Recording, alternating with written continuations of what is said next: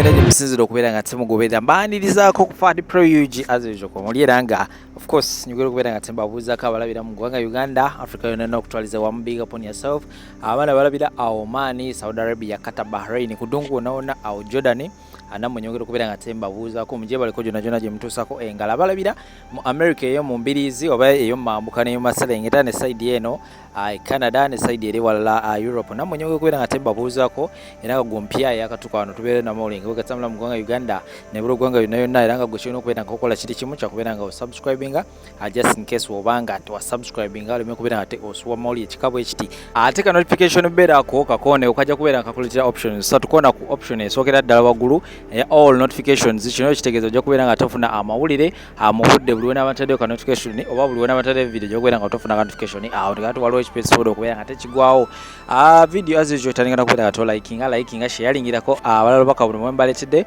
comment section always ebeera open era nga olina ddembe naawe okubeera nga teweetaba mu conversation eno naye wansawo nowandikawo endowooza yo gwe kiki obeera olowooza of course ku nsonga ebeera eri mu ddira watali kumala budde katusimbule direct tugende mu nsonga z'abataka munnaye bamaze ne babeera nga bavaayo finally era nga baatabukidde omukulu Charles Peter Mayiga olw'okubeera nga buli waafuna obudde n'ayogera abeera avumirira Bobi Wine amujeregeera nga bwanywa enjaga era katabugenda okubeera nte nkupulayingira awo ogenda kubeera nga te obiwulira era nga bamutabukidde era nga akatambya okusinzira ku bikalimu bagamba nti basobola okubeera nga ate basaba kabaka n'abeera nga ate appointinga Bobi Wine okubeera katikkiro ngenda kubeera nga te mbikuterawo awo osobola okubeera nga te obyewulirirako of course n'obutambi bulala bungi nnyo mu nsonga zino eza kabaka naye nga genawuliddeko kabaka ye anaatera okubeera nga te yakomyewo basina kindi ateeka okubeera nga te yakomyewo mu ggwanga Uganda naye nga ngenda kubeera nga te nyongera okubawa updates zonna nga bwe zinaatambula so kamere nga tembaterawo video zino ate kubona amawulire amala mangi nnyo temubaawo Katikkiro mulonda ate si asuuseewo essaawa yonna bateekawo Katikkiro omulala bateekafu abanoonya mukama waabwe kiramaanyi waabwe bamuyako obuki Mayiga mukwano gwange naye ssebo nyaba omukiise nejjajja mumugamba asale ku sipiidi eyitiridde ebigambo byonna ebikuddwa mu Uganda bituluma ffe tutwala kumuddamu netusobola okumuddamu kubanga olwaleero nawulidde senga mulera amawulire bayetaaga n'abaami b'emiruka alina omusajja gwe yayise yabugeregerenyisa ku nswa eziriibwa n'obugalamatu Kyagulanyi bwe yabadde ayita akagalamatu naye bw'aganda Kyagulanyi kagalamatu kitegeeza kubanga kyonna ewaliwo mu Kyagulanyi ayinza okuba nga akusinga ng'oddeeko jjajja mugema musajja mugagga kati asoma mateeka kuba Mayiga kyadde asinze Kyagulanyi ku mateeka naye Kyagulanyi naye agenda gamala Kyagulanyi alina kyasinze Mayiga ayinza okuba nga tafuuwanga ku njaga so ate Kyagulanyi ayinza okuba Katikkiro ekifo ekyo ayinza okukibeeramu Kyagulanyi alina ekyakyasinga Mayiga tayinza kukwata kaziine n'ayimbira bannayuganda ng'abasobesa ekyo Kyagulanyi akikoze okwenyanyi abukikatikiikeko bw'anaabagenda muwalamba omuwala nti tujja kumuwalamba kubanga Kyagulanyi alukkaluluka abantu oli bamwapoyintika bwapoyintinze Mmengo talina kyanoonya kyafuna oli anoonya kufunayo wabiragaga Kyagulanyi bugalamatu ffenna abalaba tubeera bugalamatu nimbye musinga Kyagulanyi mmwe kakati bw'oba onoonya byabufuzi Kyagulanyi alina majority b'obugalamatu tuli bangi ebigambo ebigenda okutuuka mu Buganda bayinza okuba nga bali beegawanyiza ekintu nga bakyagala nnyo omwana n'abakuba busu bakirize nti abakola ki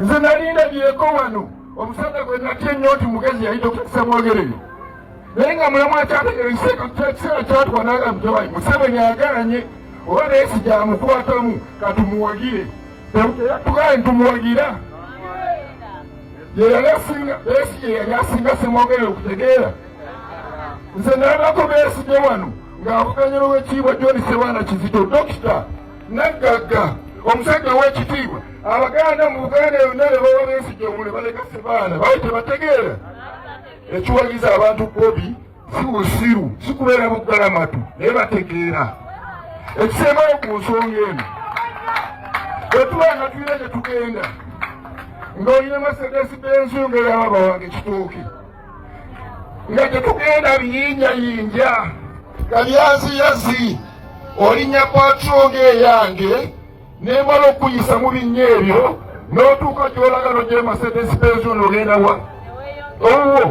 olwera ekizibu kya Uganda dikiteeta bw'oba wamukutteko ng'amusindika ffenna tusiibe emabega tumugjewo ogambala okumujja oba musiru oba gwosinga omutegeera katusindike tujyewo dikiteeta mwabagezi mujje mufune demokrasiya mukulembere eggwanga lino ewo ng'akaliko okwetematebwa obweteniiteni tufunye akusindikirako tutemumukwatako mumuyita buggalamatu Katikkiro wa Uganda ayimirako n'abagamba abanywenjaga abatayivu bwe tutuula wano tuyimiridde majority bwenyu ba mwenge naffe Katikkiro tatufuga nze ngunywa ebigambo byonna ebituula mu Buganda Katikkiro abyekerawo tujja kuddamu okumuddamu kye twali tutwagala atuleke tumale okusindikiza ekinene kyawanga tuddemu abega twetereeze Edward aweebwa omuvubuka ono Edward aweebwa ng'avaayo ng'akola videos ng'aziteeka wano ku TikTok. Videos ze nga zirimu okwemulugunya kwe eri First Family oba President Museveni, mukyala Janet Museveni Kataha ne First Son General Muhoozi. Kati aweebwa ono ng'akola video enkambwe yabakwata kalindi n'abavumaavuma n'abawemula nenga yemulugunya okuba nti Uganda omusolo gulinnye, ebintu birinnye, buli kintu kya bbeeyi.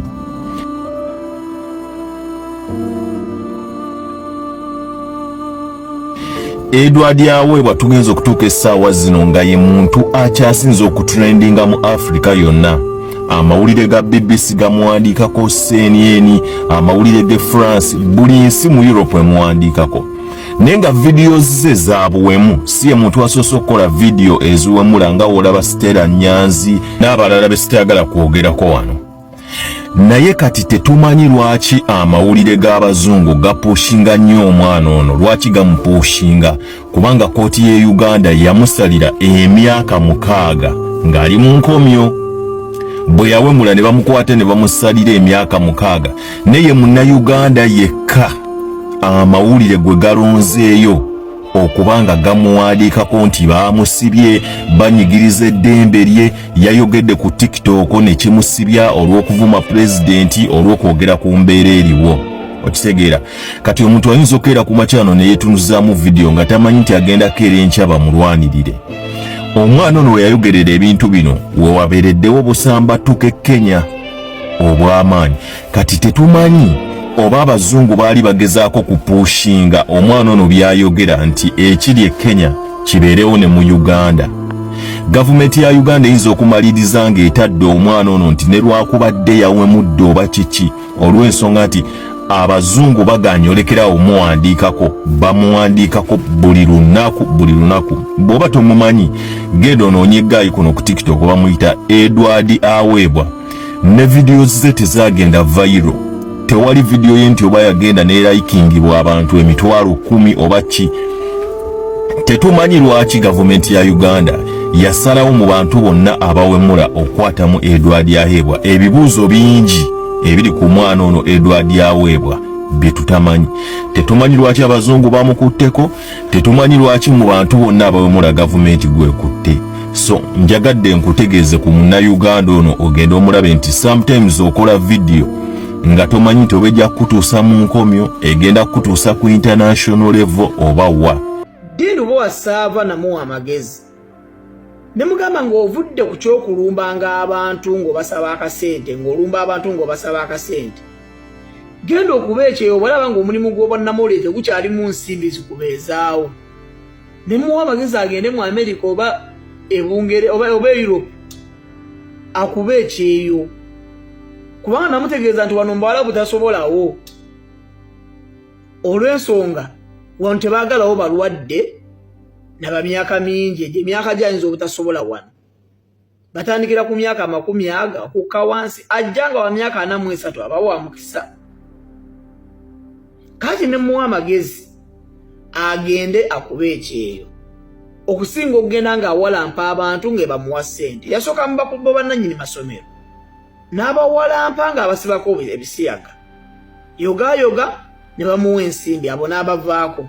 Alumbye Kasiwukira omugenzi, alumbye batabani ba Kasiwukira abagenzi, atandise okujjayo bino bijja ng'era anoonya ki? Avudde awo NUP yatandika ogiwalampa lwe yatandikawo y'omu ku baayogera ku sitoole olw'okubanga Kyagulanyi yalangirira ekibiina kya NUP nga tewali munnabawole n'omu akola ki akimanyi. Yatandikirawo wennyini okugirumba paka kati. Wabula ekyessanyu ekibaddewo nti ebbanga lyonna tewali muntu yenna wa NUP yali alumbaganye kyami kino yadde okyogerako ekigambo n'eki. Wabula kyo kyadde kisusse bwe kyandikomye. Bwe kyasusse bwe kyandikomye akulira oluvuganya gavumenti Honorable Joe Ssennyonyi kwe kukisuubiza okukiteeka mu mbuga z'amateeka kyogere oba kiwete obukakafu ku byekyogera kizenga kikola bisitole bingi ebyobulimba. Kisooka nkikola vidiyo nga kigamba era ndoza Godfather yakopa kyo NUP ngina gisanyawo mu nnaku 3 nekijja ku vidiyo ogolaba vidiyo nga terimu makulu naaga. Kyekyo ekintu kyammwe ffenna kyatutama tetwagala nakyogerako. Dini Lubowa Sava ne Honorable Joel Ssennyonyi. Dini Lubowa Sava yavuddeyo n'agamba Honorable Joel Ssennyonyi yalidde akawumbi kalambamu miliyoni 7. Honorable Joel Ssennyonyi mu kurespondinga n'atwala Dini Lubowa Sava mu kooti. Nze ku lwange siinayo politician gwe nteerayo mukono gwe mpakanira. Naye ekibuuzo kye neebuuza ani aŋŋamba? Kubanga bw'oba ondabula kitegeeza obanga ayagala neetereeze. Kati ate oyagala otya neetereeze ng'ate walayira n'okulayira n'ogamba nuupu ogenda gikuba ogiteeke ku ttaka. Oba otegeera oba okategeera ojja wuunza abantu abatalina bwongo. Naye kufa abalina obwongo tutandika okugamba nti kati ono atwagaddeko kyokutulabula. Kubanga Honorable Joel Ssennyonyi waba yali asente za Museveni walina okubaawo byatuukiriza nga biyamba Museveni. Kati gwe Dini Lubowa Sava omuwagizi wa Museveni oba akolera Museveni ate ojja otya otubuulire oba okitegeera. Leka mbabuulireko tetubangako basiru. Gwoyo omuvuka tavaako hadithi. Nze in fact mulabanga na mulalu. Nze neewuunya n'abamuteekinga serious. Yes, naye Honorable Joel Ssennyonyi move gye yakoze okutwala akasajja ako mu kkooti eyo move ntuufu. Si lwakubanga nti mu gavumenti ya Museveni obwenkanya bugenda kujja. Wabula wekana alema okuleeta obujulizi era kijja sigala kiprovinga Honorable Joel Ssennyonyi nti talina ssente ze yalya. Oba ontegeera? Yes, nze gavumenti ya Museveni ngimanyi. Basindika pressure 24/7 ng'avuma kabaka ng'awemula kabaka awemula Museveni awemula ne mukyala wa Museveni nga bw'awaana Kyagulanyi. Listen, we bakwata pressure 24/7 bamuleetaleetakawo mu kooti ne bamala ne bamuta. Naye waliwo ate yavuma Museveni ne mukyala we nga tawaana na Kyagulanyi. Oyo bamusalira emyaka 6. Kitegeeza ki? Nti ono yavumanga Museveni nga bw'awaana Kyagulanyi bali bayina ddiiru egezaako okutwistinga ebigambo byabwe, ebigambo by'oyo muvubuka nti Kyagulanyi yamutuma. Nti bo olw'okuba be baali bamutuma tewaliwo kiyinza mumutuukako. Kyekimu ne bya Dini Lubowa Sava bakola akazannyo ke bayita akugoba tabulako kyakola ki kyakusuuza. Kati saawa zino baagala waakiri okuleetamuuko abasiru mufu. Abasiru batandika okutwala ebigambo ebyo ng'ensonga. Osegedde naye nga reality gwani atubuulira. Otubuulira mu mutima ki? Kiyinza kukosa kitya? Kubanga bwe tutegeera nti Honorable Joel Ssennyonyi yali ssente za Museveni. Saawa zino ne tukuba Honorable Joel Ssennyonyi Museveni yasalwa kubanga yawa Honorable Joel Ssennyonyi abeereko ne byatuukiriza. Kati ate bwe tumukuba ebyo biba tebikyatuukirira. Kati saawa zino ani abaagattaani? Ebivubuka ebimu mubireke bigwe eddalu lyabyo. Yes, ate nammwe abagamba nti Joel Ssenyonyi yakoze kibi okutwala omuvubuka oyo mu kooti. Museveni siye gavumenti ya Museveni siye gendo sembayo okutwala Uganda. Gavumenti ez'obwenkanya zijja eyawaaba emisango balifuna obwenkanya we baba baafutyankibwa mu gavumenti ya Museveni. Ekyo nkikubuulira osegedde kubanga omusango teguvunda. Jeno Kayindo Otafire wamuwulidde ngamba gwe jenzi of Uganda g'omuvubuka omuna-Uganda. Woba olowooza nti abantu bano tebabiwulira, babiwulira. Olabye ekyabadde Kenya, Ruto kye yakoze era Liberia, olabye ekiri era Liberia. Kati gwasiga message y'enkyukakyuka tozikiza buladi tuli ku lusozi wogirako ekigere motoka edda mabega yongera okubonyisa enjiri eno etuuke ku munnansi atalina simu amanye eddembe lyewulira. Musawa ndono zetu abakuba amabega bannansi b'eggwanga erya Liberia bavuganya essanyu oluvannyuma lw'omukulembeze w'eggwanga eryo Joseph Boakai okusala ku nsimbi ezikosebwa mu yafisi y'owa pulezidenti ng'ontakomyeko alagidde n'omusala gwe osalibwa n'ebitundu 40 ku 100 ensimbi zino zikozesebwe mu bintu ebigasa abantu ba wansi.